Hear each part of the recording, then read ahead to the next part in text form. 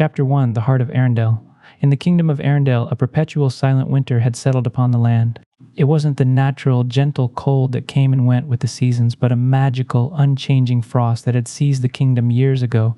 Anna, the princess of Arendelle, was a beacon of warmth in this frozen world. Her spirit, her unwavering hope, and her boundless love for her sister Queen Elsa were a small but powerful comfort to her people. She lived in a world of endless snow and ice, a beautiful but desolate landscape that was a constant, poignant reminder of her sister's immense yet untamed powers. Lately, however, the winter had grown harsher, more merciless. The blizzards were more frequent, the cold more intense. Anna felt it keenly, not just in the biting air, but in her heart. She missed Elsa, who had isolated herself in a magnificent yet lonely ice palace, believing her magic to be a curse. Anna knew the key to ending the permafrost lay with her sister, but Elsa's fear and sadness had built a wall of ice between them that felt impossibly thick. Anna's own warmth, her hope, was a precious, fragile thing in this cold, unrelenting world, and she worried that it, too, might one day be extinguished by the pervasive chill. It was on one such cold, desolate evening that Anna, seeking solace in a moment of warmth, ventured into a snowy, wooded area near the base of the mountain where Elsa's palace stood. She carried a small bundle of kindling, hoping to build a fire, a simple act of defiance against the unending cold. She wanted to remember what warmth felt like. She tried to spark a flame with two small rocks, but her frozen fingers were clumsy, and the kindling remained stubbornly unlit. A few struggling Pokemon, a shivering Pidgey, and a small, forlorn deerling huddled nearby, their bodies trembling from the cold, their hope for warmth dwindling with each passing moment. The world was cold, lonely, and silent, and Anna felt a profound sense of sadness. Her Pokemon story time had begun in a world of endless winter, a story that needed a new kind of magic to ignite its pages.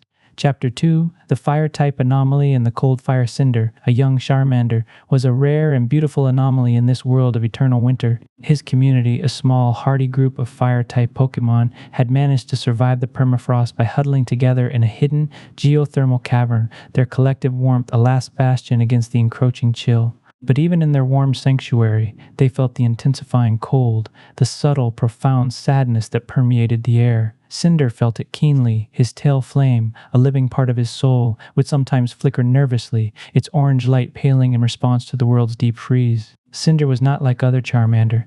When he was focused, when his heart was filled with a powerful emotion, courage, hope, empathy, his flame would take on a unique, mystical blue hue.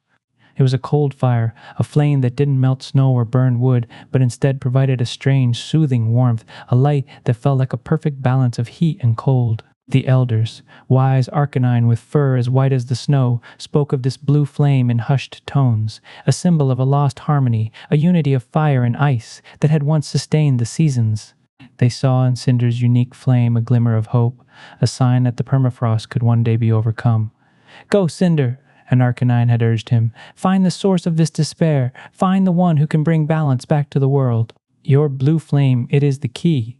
He was on a solitary quest, braving the frozen landscape, his unique cold fire a beacon against the unending chill.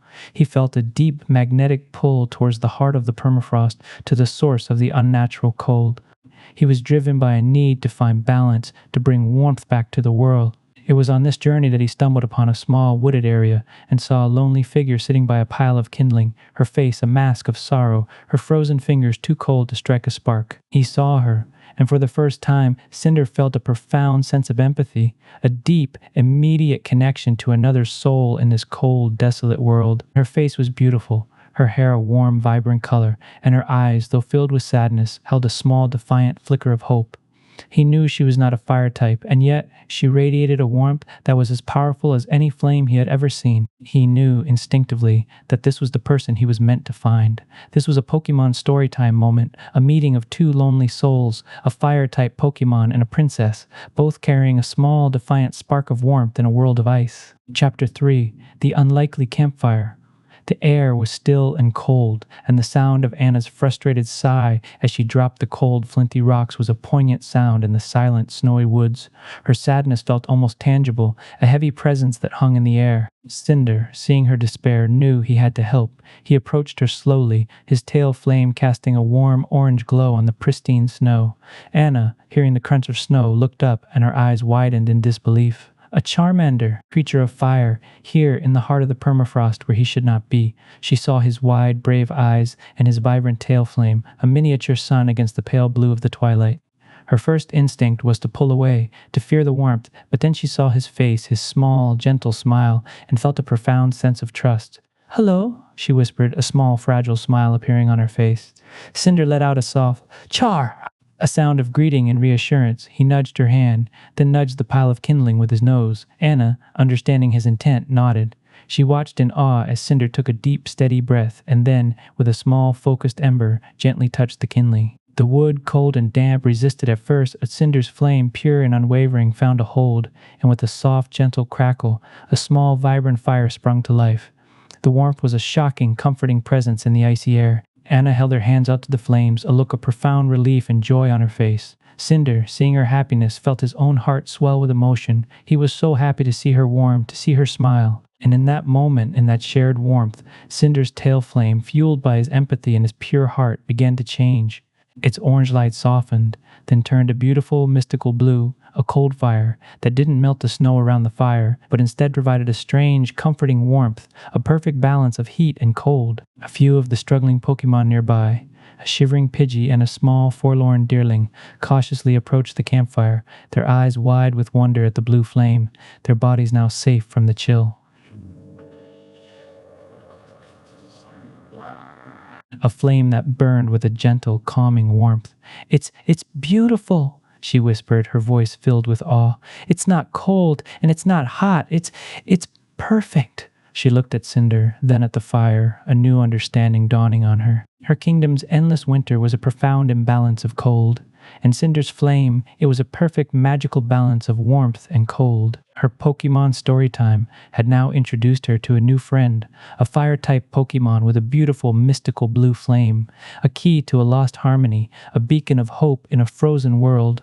Chapter 4, A Story of Two Sisters and a Fractured Heart. Anna and Cinder spent the rest of the evening by the campfire, its mystical blue flame casting a warm, comforting glow on their faces. The struggling Pokemon from before, a shivering Pidgey and a small, forlorn deerling, had nestled close to the fire, their bodies now warm and their hope for warmth restored.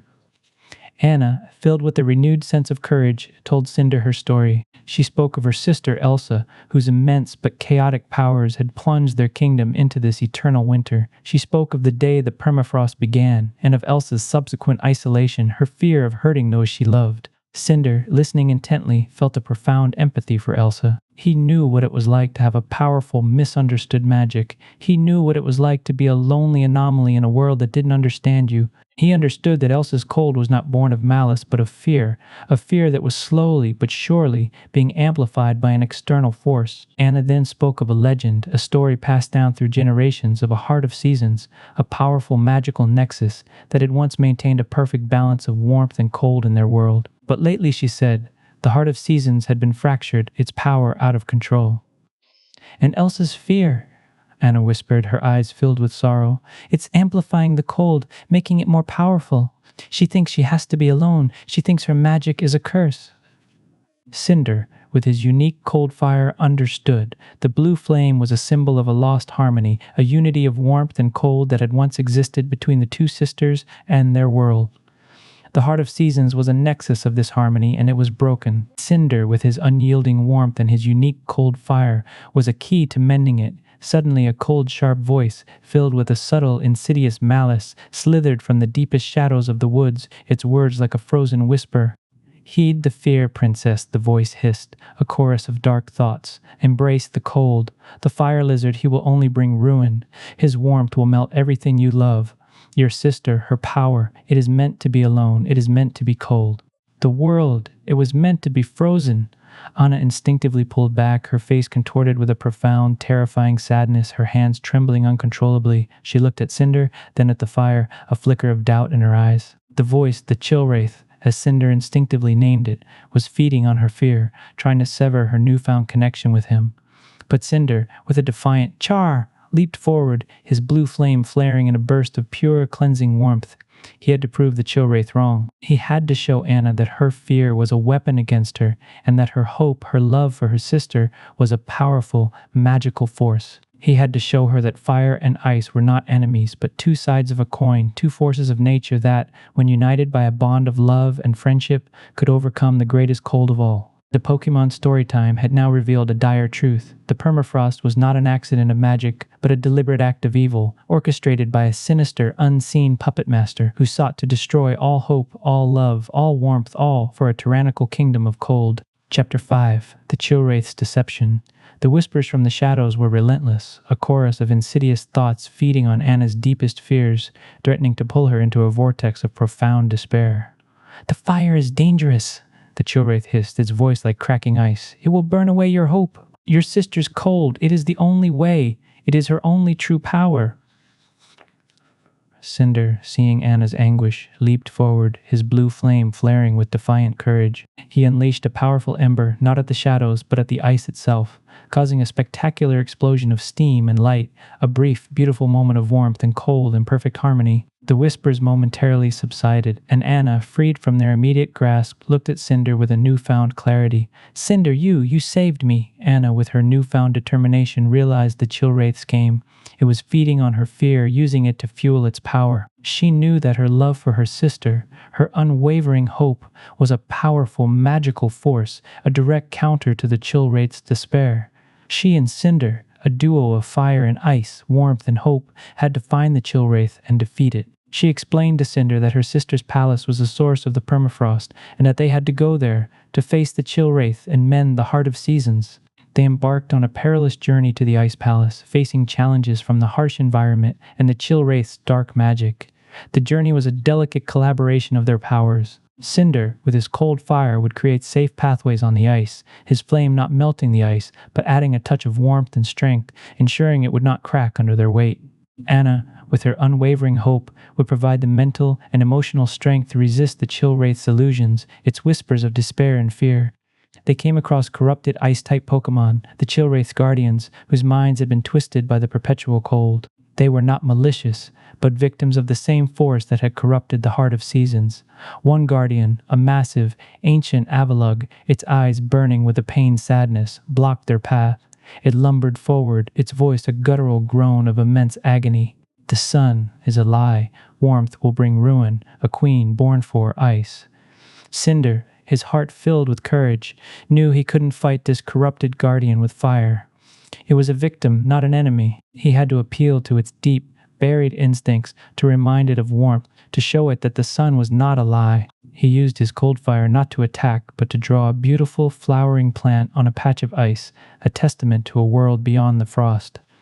Anna, seeing his intent, used her words, her unwavering hope, to speak to the Avalugg.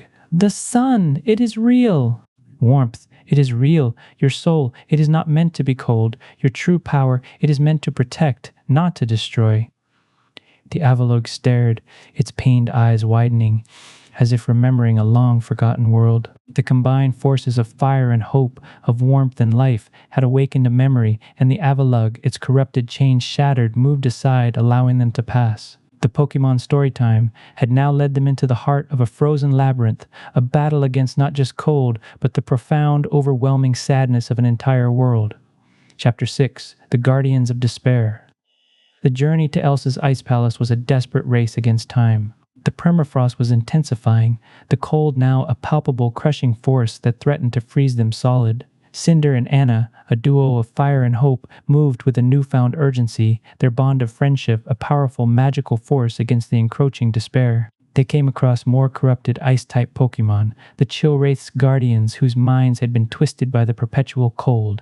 They were not malicious, but victims of the same force that had corrupted the Heart of Seasons. One guardian, a massive, ancient Glalie, its single eye burning with a terrifying, hollow despair, launched a volley of icicle crash at them, its voice a hollow, mournful cry. "The world, it is meant to be cold. The sun, it is a lie." Cinder, his heart filled with courage, knew he couldn't fight this corrupted guardian with fire.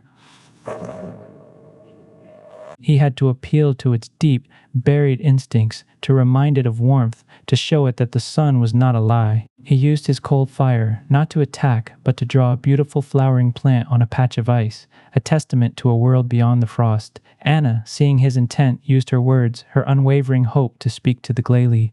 "The sun, it is real. Warmth, it is real. Your soul, it is not meant to be cold. Your true power, it is meant to protect, not to destroy.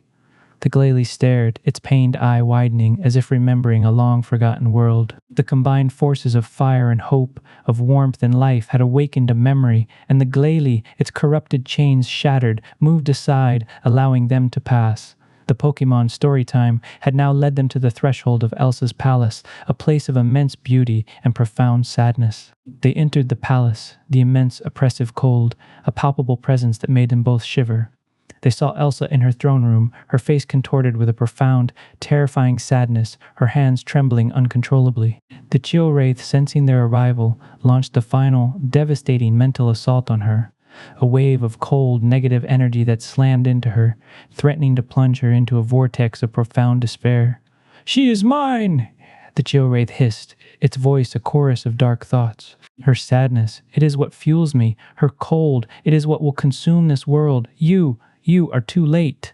Cinder and Anna, seeing Elsa's anguish, knew they had to act fast. They had to show her that she was not alone, that her magic was not a curse, and that her cold was not a force of destruction, but of creation. They had to break the Chill Wraith's hold on her, to remind her of the power of love, of hope, of family. Cinder, with his cold fire, and Anna, with her unwavering hope, were a perfect balance, a true counter to the Chill Wraith's dark magic. The final battle was about to begin. Chapter 7, The Unity of Hope and Fire. The immense throne room of the Ice Palace was a battlefield of emotional and elemental magic. The Chill Wraith's wave of concentrated despair slammed into Elsa, a frigid mental assault that sought to plunge her into a final, consuming sadness.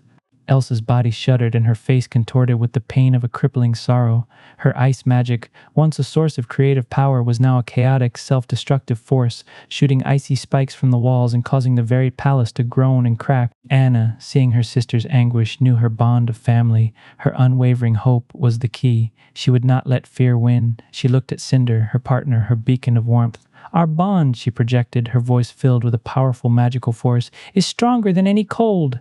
"Our hope. It is stronger than any despair. We have to show her, Cinder. We have to show her that she is not alone." Cinder, understanding her words, his tail flame burning with a steady, resolute intensity, launched himself forward. He unleashed a powerful flamethrower, a torrent of pure, unadulterated fire, not at the Chill Wraith, but at a massive ice wall behind Elsa. The fire, tempered by his unique cold fire magic, didn't melt the ice. Instead, it heated it, creating a spectacular explosion of steam and light, a brief, beautiful moment of warmth and cold in perfect harmony.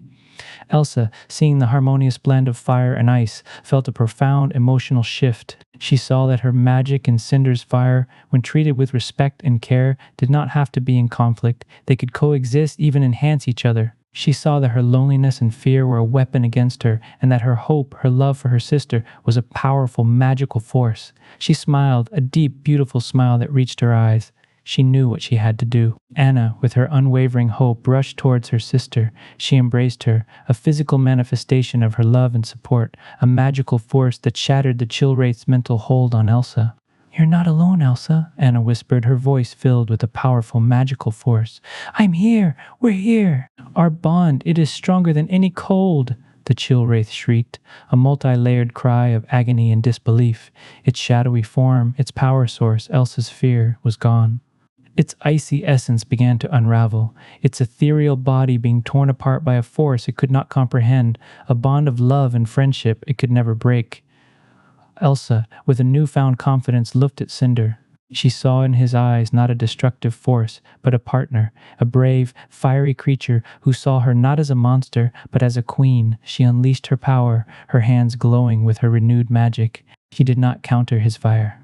Instead, she channeled it, her ice magic flowing around his fire, encasing it in a delicate crystalline shell, shaping it into a beautiful yet terrifying form. The fire did not melt her ice, it tempered it, and the ice did not extinguish his fire, it guided it. The result was a spectacular magical fusion of fire and ice, a magnificent swirling blazing blizzard of pure harmonious energy.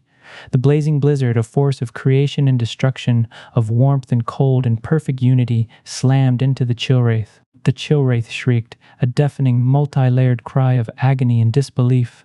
The harmonious energy was a direct counter to its chaotic cold, its pure unity a counter to its divisive despair. Its shadowy form was consumed by the blazing blizzard, its essence dissolving into harmless motes of stardust that evaporated into the air. The permafrost's puppet master, the architect of their sorrow, was finally vanquished, its power broken by a friendship that was stronger than any cold. The Pokemon Storytime had witnessed a true miracle, a beautiful, impossible unity born of fire and ice that had conquered the greatest cold of all. Chapter 8 The Mending of the Nexus. With the chill wraith vanquished, the immense oppressive cold that had permeated the land began to lift. The permafrost, which had held the world in an iron grip, began its long, gentle retreat. The glaciers groaned softly, not in agony, but in a final release of pent-up energy, shedding immense chunks of ice into the newly formed, rapidly flowing rivers beneath. The frozen seas, which had been impassable, slowly fractured, revealing vast stretches of open, blue water. A warm, refreshing breeze, a scent of green earth and fresh water, swept through the land, a scent that Cinder had only dreamed of, a scent that Elsa had only vaguely remembered. Blaze, now standing with Elsa and Anna, saw the heart of seasons change. The deep, sorrowful blue that had dominated its essence was now replaced by a vibrant, harmonious spectrum of colors, fiery oranges, icy blues, verdant greens, and golden yellows, a testament to a perfect balance of all seasons. The cracks that had marred its crystalline surface slowly, gracefully began to mend, knitting themselves together in a beautiful, glowing pattern. It's mending, Elsa whispered, her voice filled with a profound, joyous awe. My sadness, it was what kept it broken. But our friendship, our unity, it mended its heart. The palace itself began to change, its hard, crystalline walls softened, its sharp spires becoming gentle, swirling formations of shimmering ice. The perpetual twilight in the sky was lifting, and for the first time in as long as Cinder could remember, a faint golden glow appeared on the distant horizon, the promise of a sun returning its light to this world. Elsa, her powers now balanced and no longer a source of fear, began to use her magic not as a force of isolation, but of creation. She melted away a massive glacier near her palace with a serene, controlled warmth that would create rushing waterfalls and clear, flowing streams. She conjured ice, not as a weapon, but as a beautiful, decorative tool, intricate ice bridges that spanned newly formed canyons and delicate ice sculptures that adorned the thawing landscape, their beautiful forms a poignant reminder of the permafrost's legacy. Her magic and Cinder's fire worked in perfect harmony, a symbol of their friendship, a force of creation and not destruction. Blaze, in turn, used his fire not as a force of destruction, but of rebirth. He gently warmed the newly exposed earth, coaxing tiny green shoots from the thawing ground. He used a controlled ember to bring warmth to the freezing air, creating a gentle, temperate climate that would nurture the returning life. His fire and Elsa's ice worked in perfect harmony, a powerful symbiotic force, a testament to the fact that two opposing elements could coexist in perfect balance. The Pokemon community, which had been hiding in their geothermal cavern, slowly emerged, their faces filled with wonder and profound relief. The Spheal, freed from their icy cocoons, let out joyful barks, tumbling playfully on newly exposed patches of rock. The Shelder, their shells no longer brittle, opened slightly, taking in the invigorating air. The wise Arcanine, their fur gleaming in the new light, watched Blaze, Elsa, and Anna with a gaze of immense respect. The heart of seasons, it sings again, an Arcanine rumbled, its voice filled with joy.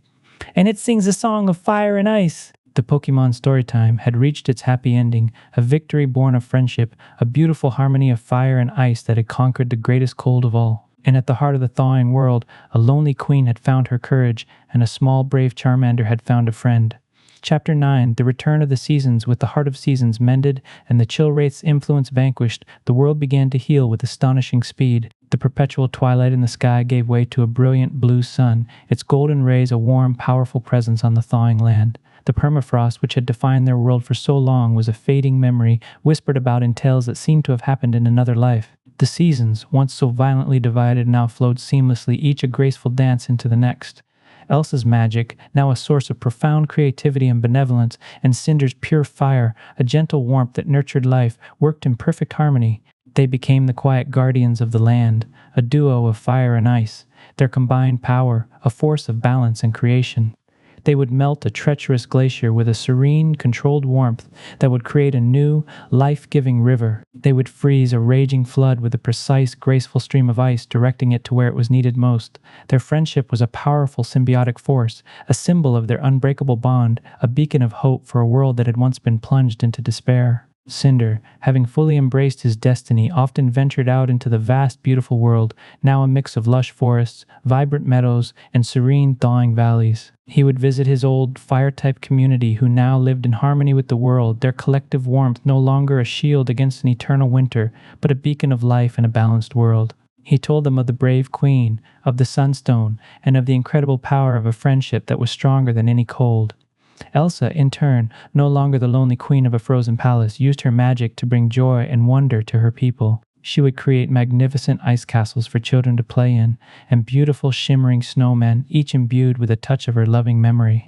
And every year, when summer came, she would look at the fields of blooming flowers and the warm sun on her skin, and think of Cinder, the fiery creature who had taught her to find warmth in the coldest of places. Anna, now happy and filled with joy, would often walk through the newly thawed lands, her laughter a beautiful sound. She was no longer a symbol of hope in a cold world, but a part of a world of hope, a world of warmth, a world of endless possibilities. She and Elsa's bond was mended, their love for each other a powerful, magical force that had conquered the permafrost.